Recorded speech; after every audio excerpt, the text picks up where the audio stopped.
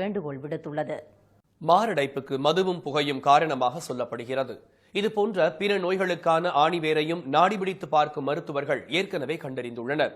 காகித கப்புகளில் காபி, தேநீர் குடித்தால் புற்றுநோய், மஞ்சள் காமாலை போன்ற உயிர்கொல்லி வியாதிகள் வரும் என்கிற அண்மைக்கால ஆய்வு திகிலூட்டுகிறது. இதுகுறித்த சிறப்பு செய்தியை பார்க்கலாம்.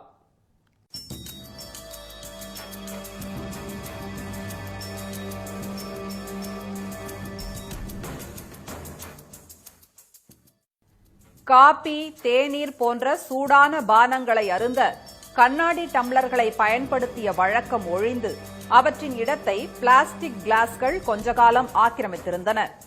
சுற்றுச்சூழலை சுட்டிக்காட்டி பிளாஸ்டிக் பொருட்கள் புதைகுழிக்குள் தள்ளப்பட காகித கப்புகளுக்கு வந்தது வாழ்வு. பொது நிகழ்ச்சிகளில் இப்போதெல்லாம் கூல்ட்ரிங்க்ஸோ ஹாட் ட்ரிங்க்ஸோ அதனை சுமந்து வருவது காகித கப்புகள்தான். உலோக மற்றும் கண்ணாடி குவளைகளைப் போல் பயன்படுத்துவோரை சிரமப்படுத்தாமல் குடித்தோமா, குப்பையில் தூக்கி எறிந்தோமா என்கிற சௌகரியம் இருப்பதால் காகித கப்புகள் அனைத்து தரப்பினரின் தேர்வாக உள்ளது. இப்போ பேக்கரிக்கு போகிறோம், பேக்கரிக்கு போய் டீ சாப்பிட்றதுக்கு போகிறோம் அப்படிங்கிற பட்சத்தில் ஸோ நமக்கு அங்கே கொஞ்சம் நிறைய டைம் ஸ்பெண்ட் பண்ண வேண்டியதாக இருக்குது. இப்போ பேக்கரியில் டீ ஆர்டர் பண்ணி அவங்க கண்ணாடி டம்ளரில், கிளாஸ் டம்ளரில் கொடுப்பாங்க. ஸோ நம்ம அதை ஹேண்டில் பண்ணுறது கொஞ்சம் பார்த்து ஹேண்டில் பண்ணுறோம். நம்ம அவசரத்தில் குடிச்சு டம்ளரை கீழே வைக்கும்போது கீழே விழுந்து உடஞ்சிருச்சு அப்படின்னா அதுக்கு நம்ம தனியாக பே பண்ண வேண்டியது வரும். இதை யூஸ் அண்ட் த்ரோவில் கொடுத்தாங்க அப்படின்னா இமீடியட்டாக அப்போவே குடிச்சிட்டு வெளியே டிஸ்போஸ் பண்ணிட்டு அப்படியே நம்ம கிளம்பிடுவோம். ஸோ அந்த இடத்துல டைம் கொஞ்சம் சேவ் பண்ண முடியும் நம்மளால். சௌகரியம் என நினைத்த காகித கப்புகளால் சங்கடங்களும் ஏற்படுவதாக அறிவியல் உலகம் எச்சரிக்கை மணி அடிக்கிறது. குளிரில் நனைந்து போகாமல் இருக்கவும், உஷ்ணத்தில் உருகி போகாமல் செய்யவும் பேப்பர் டம்ளர்களின் உள்புறத்தில் அமில கலவைகளை உள்ளடக்கிய மெழுகு பூசப்படுகிறது. பானங்களோடு ஊடுருவி வயிற்றுக்குள் இறங்கும் மெழுகு ஜீரண மண்டலத்தை சிதைத்து சின்னாபின்னமாக்குவதாக அபாய சங்கு ஊதுகிறார்கள் மருத்துவர்கள். காகித கப்பை தொடர்ந்து பயன்படுத்தினால் புற்றுநோய் நிச்சயம் என்பது அவர்களின் எச்சரிக்கை.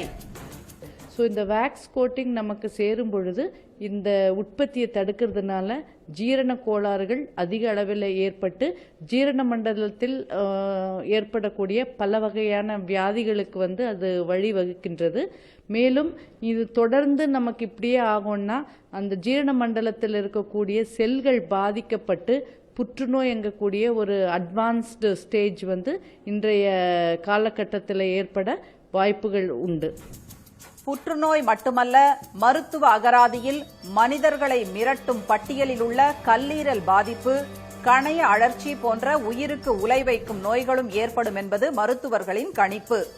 இந்த மெழுகு பொருட்கள் வயிற்றிலிருந்து சேர்ந்து ரத்தத்தில் கலந்து போகும் பொழுது நமக்கு இந்த பான்கிரியாஸ்ன்னு சொல்லக்கூடிய கணையம் அழற்சி நோயோ இல்லைன்னா கல்லீரலுக்கு சென்று கல்லீரலை பாதிக்கக்கூடிய ஆபத்தும் ஏற்படுகிறது. ஸோ கல்லீரல் பாதிப்பு ஏற்படும் பொழுது நமக்கு மஞ்சள் காமாலை போன்ற நோய்கள் வர ஆரம்பிக்கின்றது. இது ரொம்ப ரேராக வரக்கூடியது தான். அதே மாதிரி கணைய அழற்சின்னு சொல்லக்கூடியது வந்துருச்சுன்னா அது கெமிக்கல் ரியாக்ஷனால வரக்கூடிய கணைய அழற்சி சீரியஸான உயிருக்கு ஆபத்தான நிலைமைக்கும் போகக்கூடிய சான்சஸ் இருக்கு. தனியார் நிறுவனங்கள் தயாரிக்கும் டம்ளர்களின் தரம்தான் இப்படி.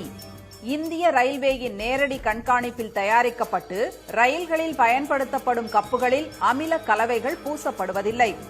சுற்றுச்சூழல் துறை உள்ளிட்ட துறைகள் தனியார் நிறுவனங்களை கண்காணித்தால் காகித கப்களில் விஷக்கலப்பை தடுக்கலாம் என்பது நுகர்வோர் அமைப்பின் குரல். பேப்பர் கப்பு கூட இந்த சுற்றுச்சூழல் மாசு கட்டுப்பாடு வாரியம் தொழில்துறையினர் கண்டிப்பாக இந்த வேக்ஸ் கலக்கிற தடை செய்யப்படணும்.